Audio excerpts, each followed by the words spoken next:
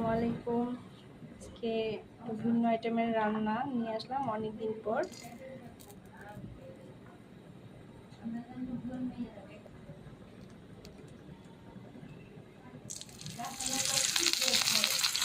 রান্না করতে ভালোই লাগে, কিন্তু রান্নার ক্ষেত্রে মাঝে মাঝে একটু আলসেমা লাগে, সময় পাই না,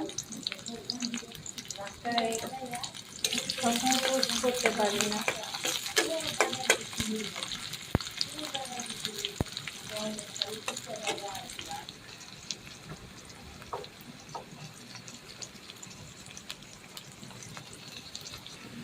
আজকে আমি এক দিয়ে তারপরে রান্না করবো। শুটকি ভুনা, শুটকির তরকারি খেতে কার কার পছন্দ আমি কিছু জানি না।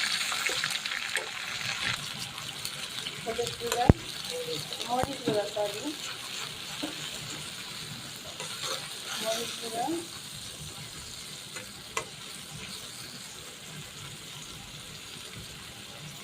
হলুদ গুঁড়া,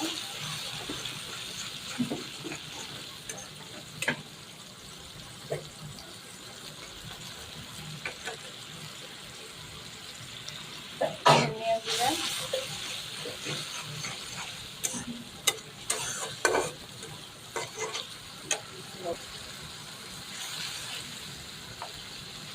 স্বাদ মতো লবণ,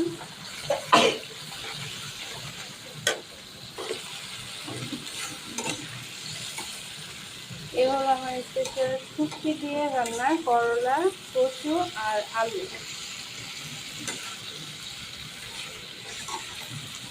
আমার বাগানের কারি পাতা দিতে ভুলে গিয়েছি। কে কে কারি পাতা পছন্দ করো বলবে। যে কোনো সবজি বা ডাল বাগারে কারি পাতাটা দিলে খুব সুন্দর একটা স্মেল আসে। যেটা ধনিয়া পাতার আলাদা একটা সুবাসটা কারি পাতার মাধ্যমে পাওয়া যায়। ধনিয়া পাতা না থাকলেও এটা ইউজ করে খেতে পারে। ফাইনালি রান্নাটা কমপ্লিট করেছি। টেস্টটা দেখবেন রান্না করে, কেমন হয়েছে এবং আমাকে জানাবেন রান্নাটা কেমন হয়েছে।